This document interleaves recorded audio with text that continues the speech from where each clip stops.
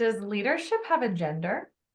We're going to talk more about that. Welcome to another episode of The Good, Bad, and Ugly of Business. I'm your host, Catryn Becker. And in this podcast, we interview successful people from all different types of industries and professions because we want to learn what they have learned that has made them so successful. We want to learn what they've learned from their failures so that we can either avoid those failures completely or we can fail faster. So today I've got a great guest for you. His name is Josef Stetter, and he is a corporate culturist and resume whisperer. Definitely want to learn more about that. We're going to talk all about corporate culture and resumes and hiring and firing and all of the good, bad, and ugly that comes with it. So Josef, welcome to the show. Thank you very much for having me and giving me the opportunity to share a little bit of wisdom.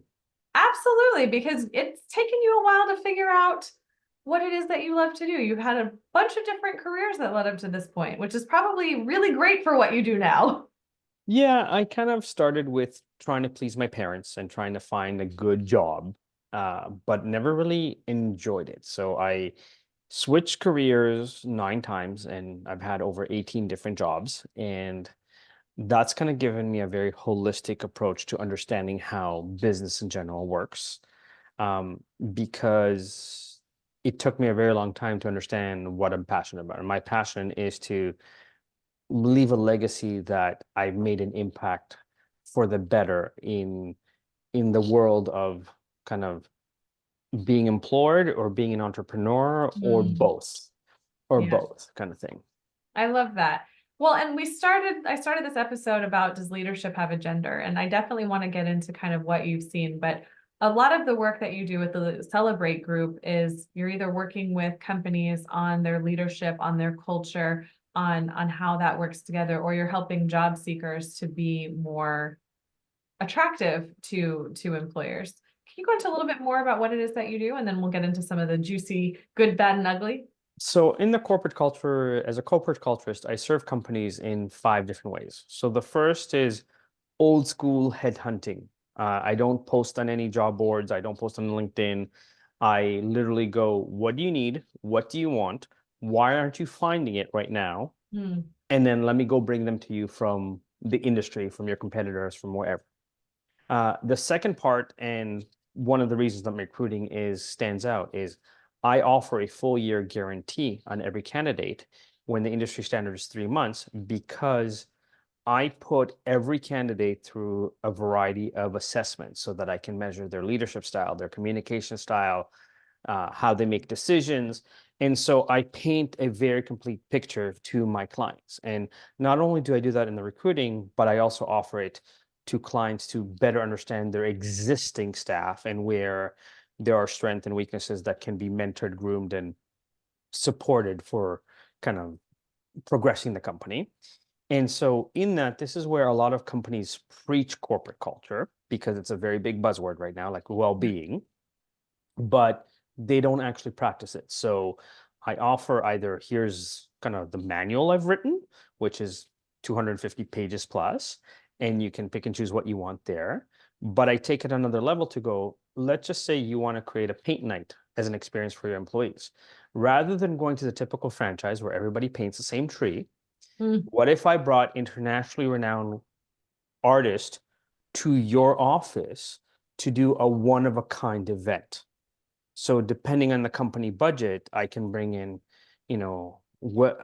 wellness experts. I can bring in speakers like Les Brown if you have kind of the budget for it. But if you don't have a Les Brown budget, here's experts that can come and do a customized event or training or anything like that. And so I also help companies implement a social committee to actually engage employees on a higher level and better understand them. And similarly with social responsibilities, I offer them kind of insights through data that says, here's what your employees care about. So rather than just going, we cut a check to feed the homeless, we got our tax rate, we got our PR, you can still get the same tax rate, you still get more PR, but now you're doing things that engages your employees. And then I also offer outplacement services if a company needs to downsize for whatever reason.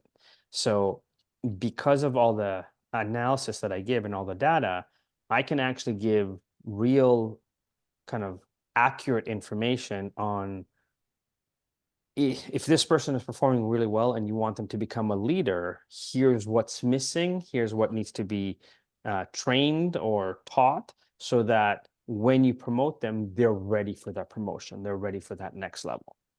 So I know I asked you about the other part, and we will get back to there, but I want to dig deeper on the leadership piece, because the reason I asked the question of does leadership have a gender, I actually did a post on LinkedIn recently that was responding to the phrase nice girl or the good girl, good Yep. girl syndrome that a lot of women have about being people pleasers and putting everyone else first. And the gist of the post was, to be a true leader, you need to take care of yourself and extend the same kindness and respect and compassion that you have for your team to yourself as well.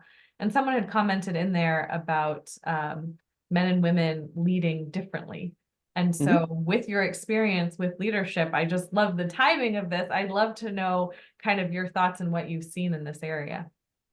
Again, you still have, let's say, the banking and the insurance industry that are kind of the old boys club mentality. Okay, but if you're looking at companies like Yahoo and Google and a few other leaders, there's more women now in leadership, and there's more kind of push for women in leadership, because men have to be taught that when you take care of your people actually perform better. So, as an example, when I speak to a CEO, I say to him, if you have a personal assistant or an executive assistant, yes, you can give them, and generally speaking, it is still predominantly women, you can give a $2,000 bonus for doing a great job. But instead of giving that $2,000 bonus, send them for a full day at the spa and pay their salary for that day while they're pampering themselves in the spa, which will actually end up costing you, let's say, $500-$600, not 2,000. And I guarantee you the productivity will be twice as high, because for a lot of women, it's a luxury. It's not something that necessarily, depending on the salary, and again, depending on where in the United States or so forth, the salary ranges can be quite different. So some of them are earning, let's say, $20 an hour. So spending $500 to go pamper yourself at the spa Big is a deal. lot of money. Yeah. But when they kind of go, wow, this person cares about me and they let me relax, they let me this, they'll come back more energized and more rejuvenated than ever before. So let's say for me, I was working for a company that owns 70 private colleges across Canada. They asked me to build a call center from scratch with restrictions that my team will call leads that are more than 4 months old and more than 50 miles from the nearest campus, kind of thing. Oh, wow. And the idea was that my team will basically generate $300,000 in the year. Within 6 months, my team did $2.25 million. Now, Whoa. I am a firm believer in taking care of people. So we were doing so well that the VP challenged me to get my team to produce $150,000 for the week. And I kind of Monday morning meeting, celebrated everybody for what they did the last week. And then I said, here's our challenge for this week. If you guys achieve this as a team, I will make it worth your while on Friday. By Wednesday at 2:20, we were at $220,000. So on Wednesday at 2:30, I told the entire team, do not bring lunch to work on Friday. I'm treating you VIP. By Friday at noon, we had reached about $310,000.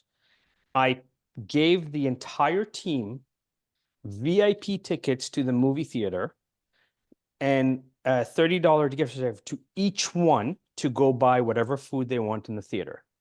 And I said to them, since we are an outbound call center, we do have very few calls that come in as callbacks.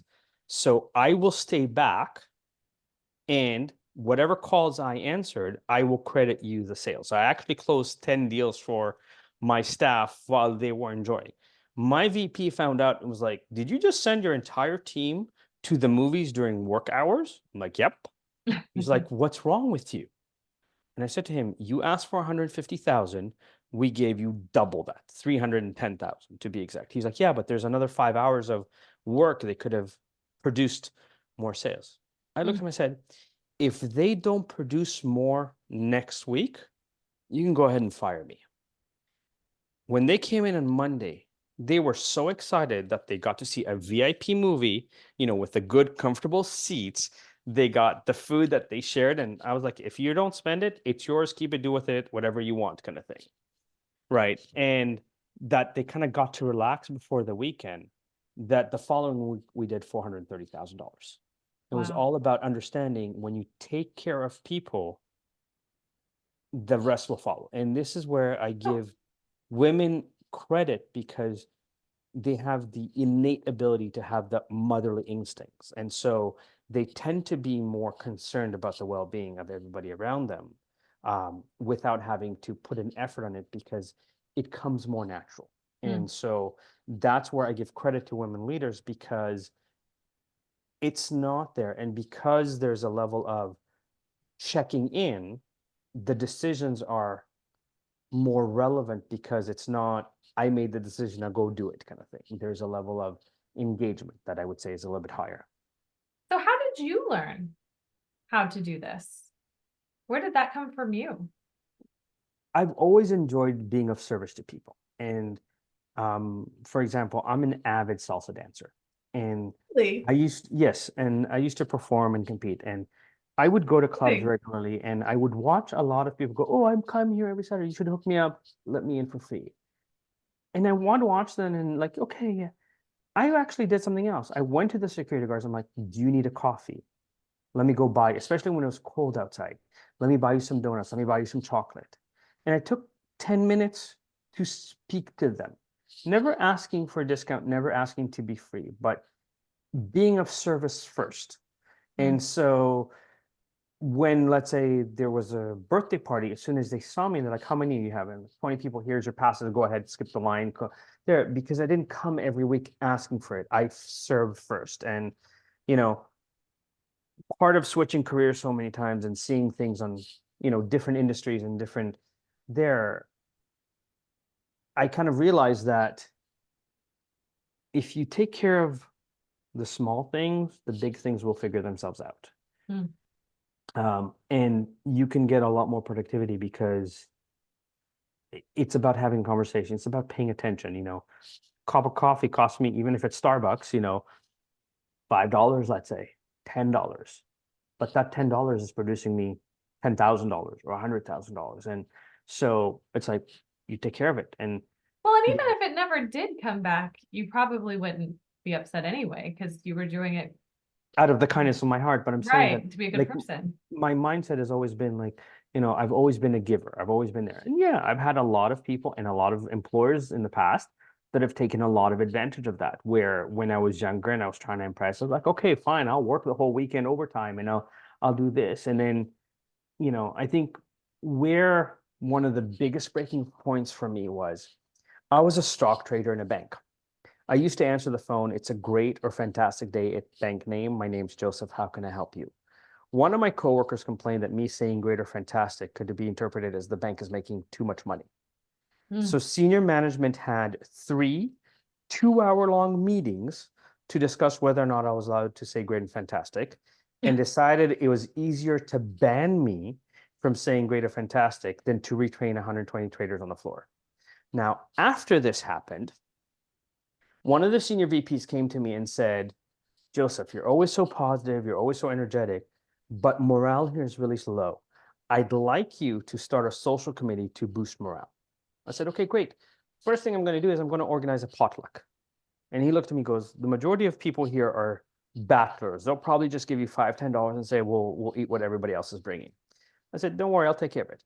And I created an Excel spreadsheet. This many people bring, drinks, this many people cookies, this many main courses and so forth. I logged off the phone for 2 hours.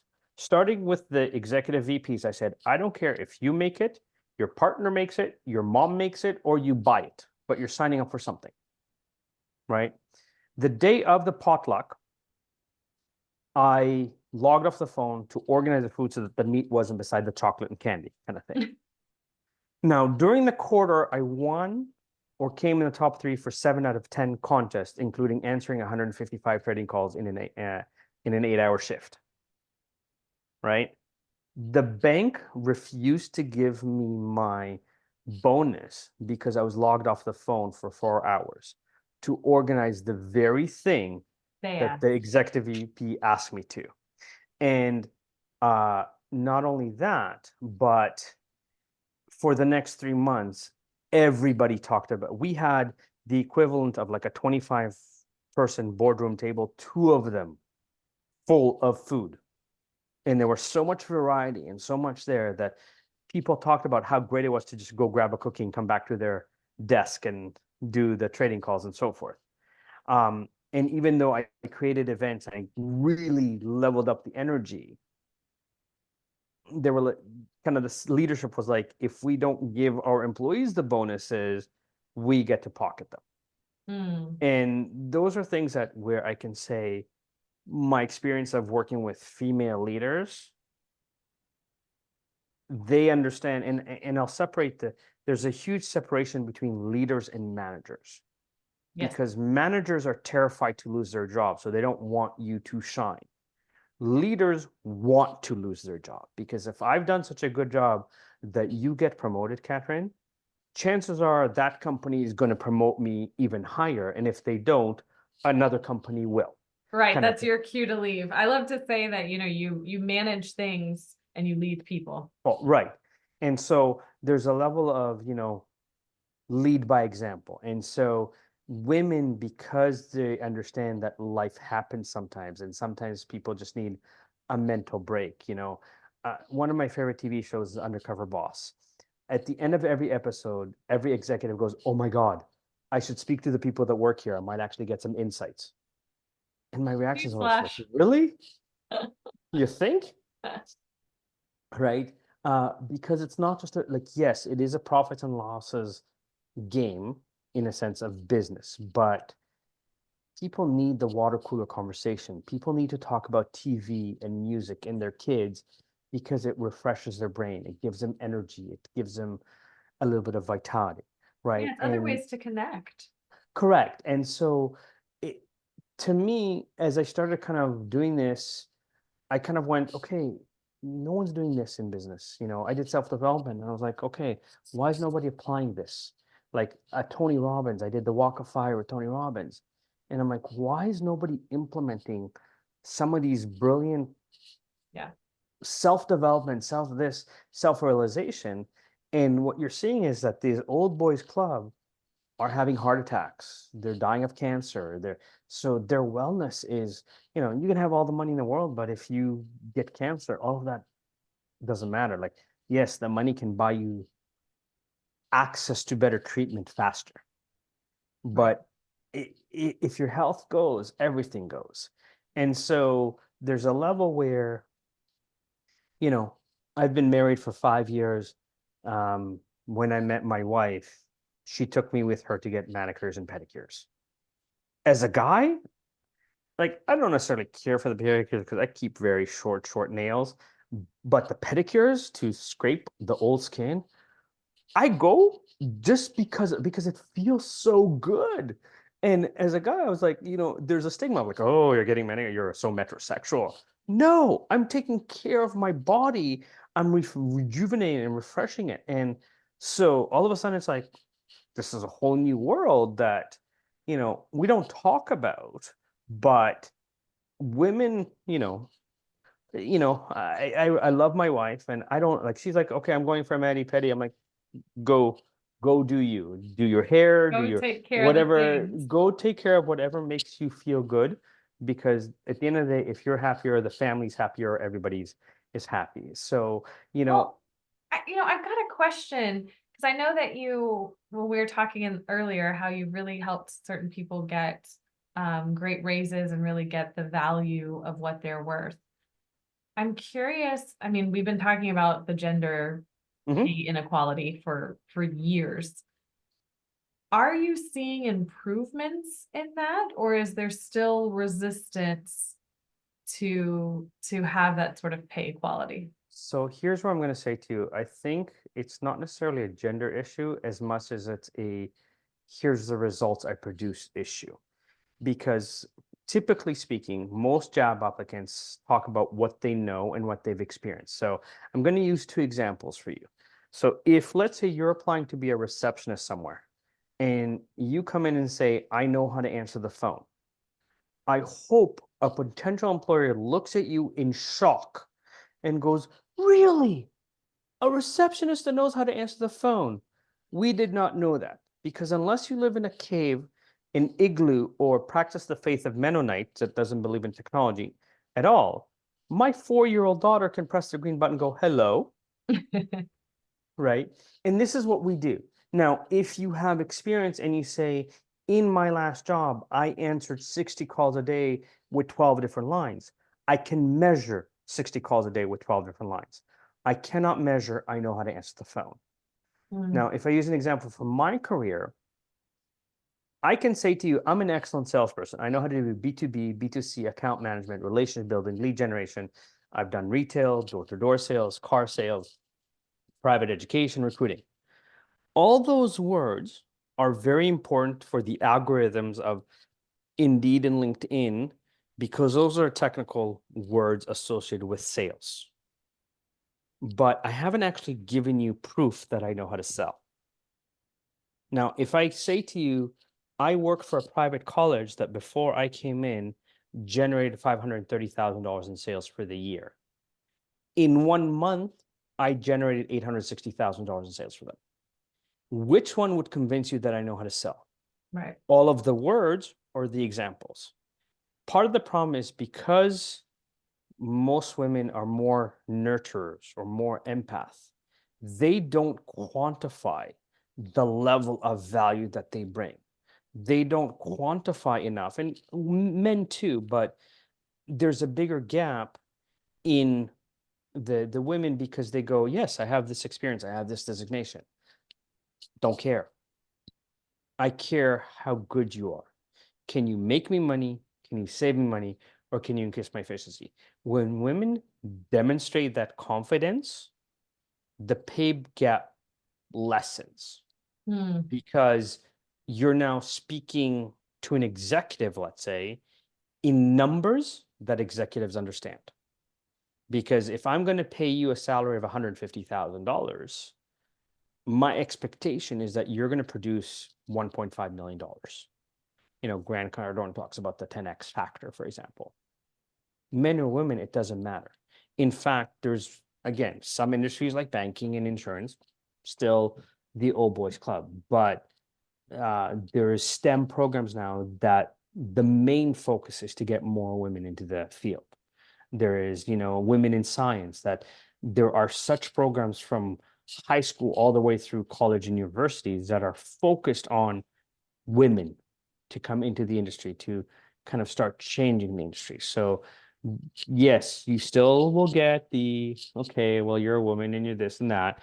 But if you speak results, if you speak, here's how great I am at what I do, Well, the that's listener an changes. interesting concept. So, and I kind of want to dive into this a little bit.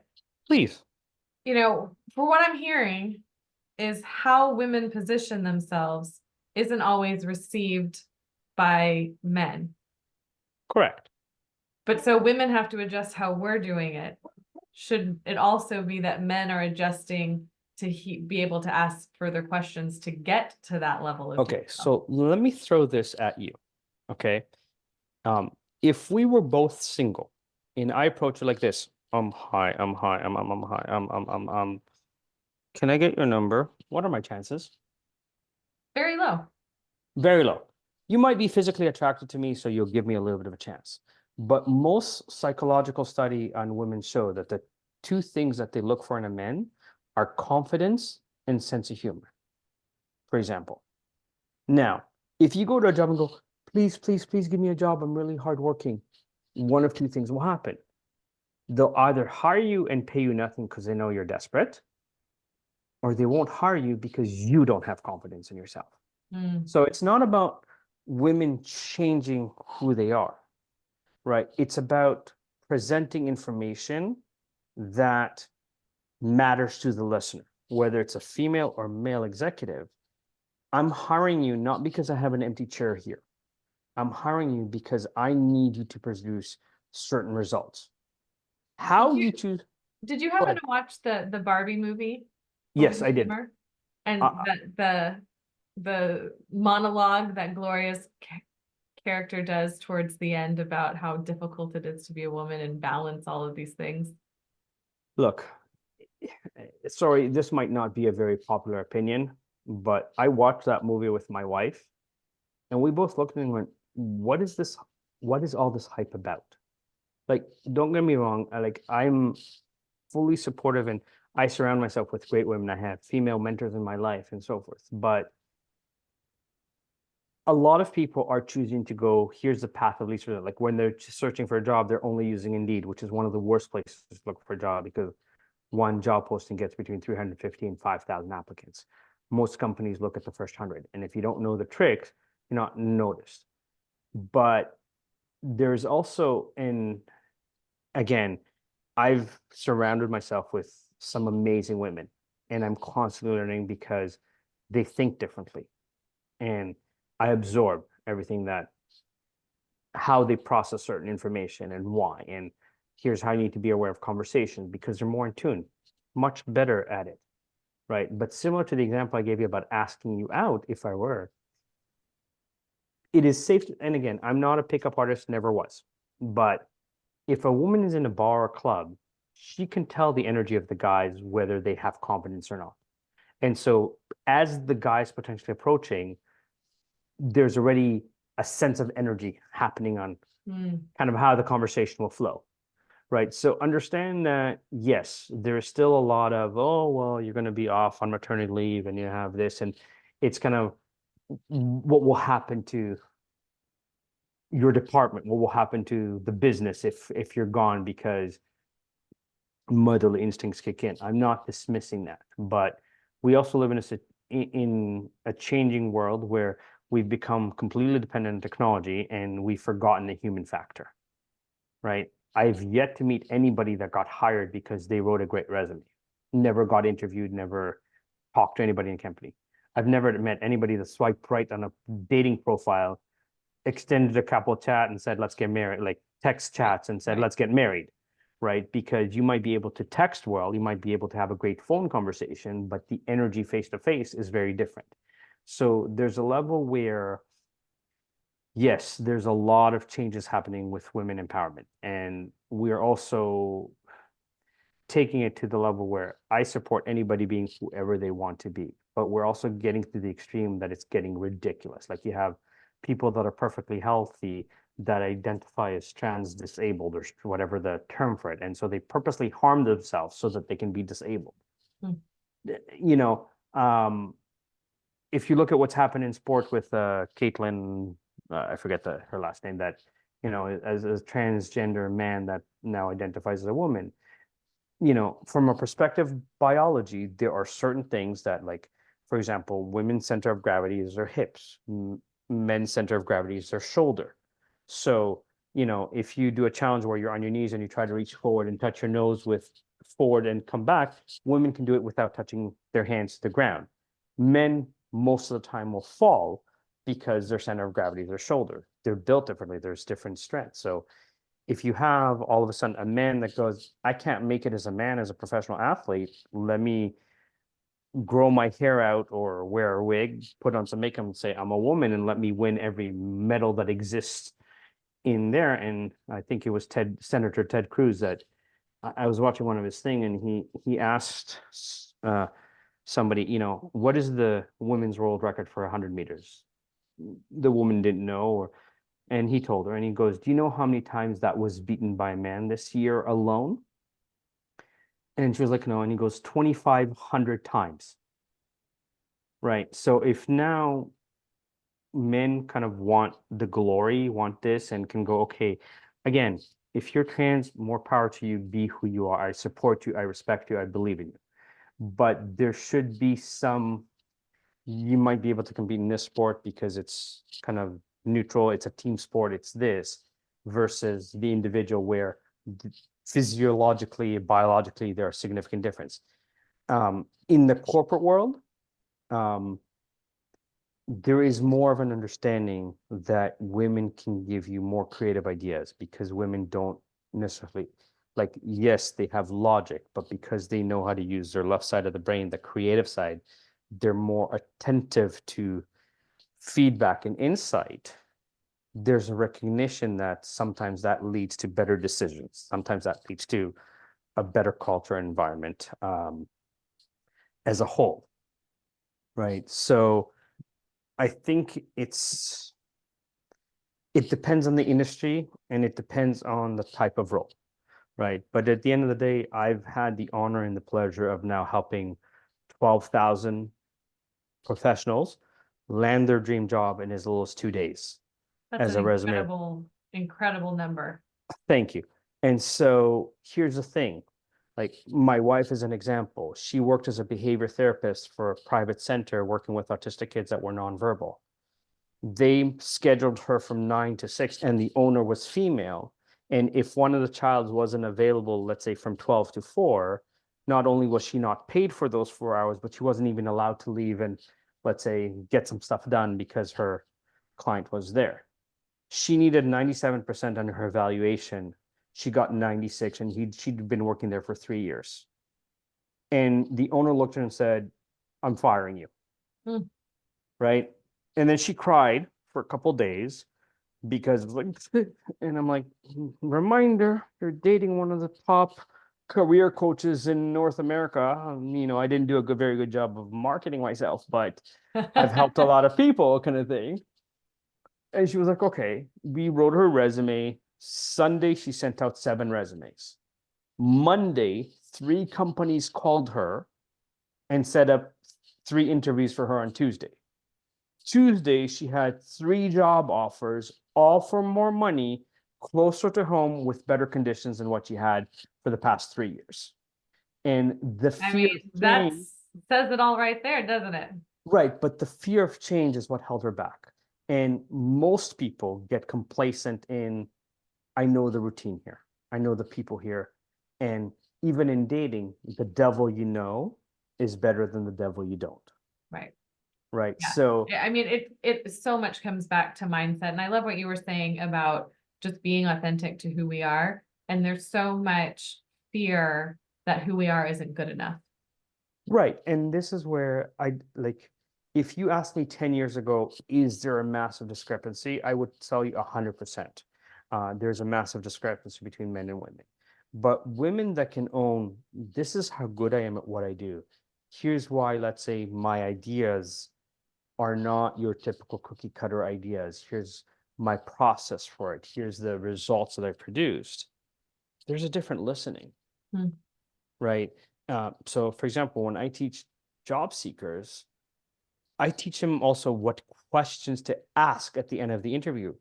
Because at the end of the interview, if let's say you ask a potential employer, what would you say is the biggest obstacle for success in this position? So, whatever the employer says, blah, blah, blah, even if you've already talked about it through an interview, when you reinforce, here's the example I gave you, here's the results I produced, this won't be an obstacle for me. There's a different listening for you. Sure. You know, Well, and the fact that most of the time when people ask, do you have any questions for me? When I was in the corporate space and I did interviewing, most of the time they didn't have any. which is also a mistake. Yeah. I mean, Right. I thought like, man, you're just gonna spend the majority of your life here and you don't have any questions. I want curious people. But again, those are things like, if I were hired tomorrow, what is the first thing I could do to make an immediate impact? What do you think happens to a potential employer when male or female, you talk about making an immediate impact? Right. And I think this is where, since I've helped 12,000 people, it's not men, it's not women, I've helped people that had a criminal record, I've helped new immigrants, I've helped new graduates, I've helped there's a shift in, here's the value that you bring to the table versus I know how to do this. There's a shift between um, give me a chance versus here's what you lose if you don't hire me, for example. And I think that's the conversation that more women need to have, even as entrepreneurs, even if they're trying to break into the typically male dominated industry or role model.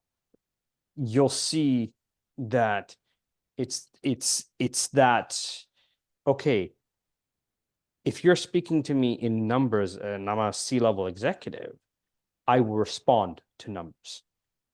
Yes, there's a need for the background story, but Even if you watch Shark Tank, they got Yeah, you got to give the that numbers.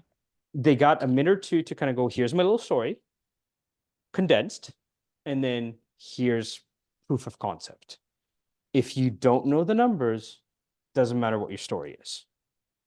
Well, In some cases, I'm not saying that they're completely heartless, but I'm just sure. saying that that's a differentiator that I think most people don't have. Well, obviously, you've given such great examples of what it's like to work with you. And I mean, 1,200 people, that's incredible. 12,000. 12,000, gosh, it's even bigger.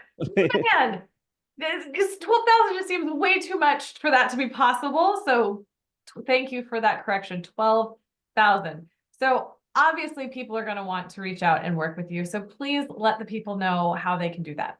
So the celebrategroup.com is my website, or josefstetter.com. They're there. They can find me on LinkedIn. They can find me on most social media platforms. I'm most active on LinkedIn and Facebook. But through my website, there's a direct kind of get a hold of me. Here's my phone number. Here's kind of how you find me. And I'm here to serve. Well, I love that. Thank you so much for being a guest on here and for sharing your stories and your experience. I really appreciate it. Thank you for having me. It's been an honor and a pleasure. And to the listeners, thank you for being here. I know you enjoyed this episode as much as we did. Please make sure to like, share, subscribe. Send this to a friend who might need this, someone who's job hunting or maybe needs a little bit more job satisfaction in their employment. Until next time, everyone, take care.